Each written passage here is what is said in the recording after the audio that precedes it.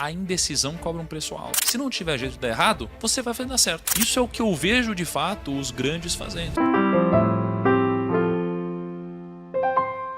Eu tinha atingido minha liberdade financeira com 26, 27 anos, foi cedo. E aí eu comecei a pensar, caramba, cara, como que eu consegui atingir minha liberdade financeira, né? Porque, por mais que eu tivesse tido muito amor na minha vida, eu tive muito perrengue também. Então eu era o cara que eu trabalhei como barman, como garçom, né? E eu lembro que no momento que os meus amigos estavam indo nas festas para se divertir, né? Então eu lembro que eu trabalhava mais do que todas as pessoas que estavam ao meu redor, né? E a maioria das pessoas não se preocupavam com isso. No final de semana eu trabalhava, a maioria não se preocupava com isso. Então eu tive um momento muito difícil da minha vida em relação a esforço, em horas de trabalho. E chegou um belo momento que eu atingi minha liberdade financeira. Eu falei, caramba, peraí. Com certeza eu dei algum tipo de sorte, mas eu devo ter feito alguma coisa certa também para ter atingido a minha liberdade financeira tão cedo em relação às outras pessoas. E comecei a estudar na época. E uma das pessoas que eu estudei tinha sido Napoleão Hill, né? O Napoleão Hill foi um cara que estudou sobre riqueza na época dele, né? No tempo dele. Só que num tempo onde não existia internet. E aí eu me questionei, poxa, será que existe algum motivo do porquê as pessoas prosperam? E eu pensei, como temos acesso à internet hoje, imagina como a gente não pode fazer uma análise muito mais quantitativa do que ele fez na época dele. E aí foi daí que a gente começou a ir em busca do porquê algumas pessoas prosperam e outras não. Será que existe um código? Um dos primeiros grandes nomes que tinha conseguido tinha sido Chris Gardner. Na época da escola de vocês, tinha aquela aula onde a professora faltava e todo mundo assistia filme? Tinha, não tinha? Na minha também. E aí era sempre o mesmo filme, cara. A Procura da Felicidade. Era o mesmo filme, cara. Era sempre esse mesmo filme. E aí, mais pra frente, talvez por uma inspiração disso ou por um acaso, eu virei um assessor de investimentos. Que era exatamente o que o Chris Gardner fazia no filme A Procura da Felicidade. E eu virei justamente isso aqui no Brasil, então ele era um dos meus grandes ídolos. E aí quando ele vinha pro Brasil, eu fui um dos caras que tive acesso a conversar com ele. E aí eu fui pro hotel onde eles estavam hospedados pro evento, e eu sempre fui um cara de me esforçar mais do que a média. E nesse dia tinha um horário para gravar com o Chris Gardner. Era 11 horas que eu ia gravar com o Chris Gardner. Só que eu tinha chegado extremamente cedo esse dia. Eu nem lembro se tinha chegado 5, 6 da manhã, sei lá. E aí a gente muito cedo preparou tudo. Então já tinha poltrona, já tinha câmera, tinha tudo isso. E devia ser, sei lá, nem 7 da manhã. E nesse dia ia gravar eu, a Forbes, a Globo e o BTG Pactual na época. E aí, por algum motivo, o Chris Gardner ele veio mais cedo. Tava ele com uma assessora e a assessora olhou para mim e falou assim, não, a gente não vai gravar com esse menino agora não. É só depois e se sobrar tempo, né? Aí o Chris Gardner olhou que eu tava pronto. Aí ele falou, não, vou gravar sim. Aí ele veio andando, aquele brutamontes assim. Aí ele falou, garoto, eu vou gravar com você porque você tá pronto e os profissionais estão sempre prontos. Aí eu lembro que uma das primeiras perguntas que eu fiz foi, por que você tem 2 relógios? Aí ele falou, porque eu não tenho tempo pra perder.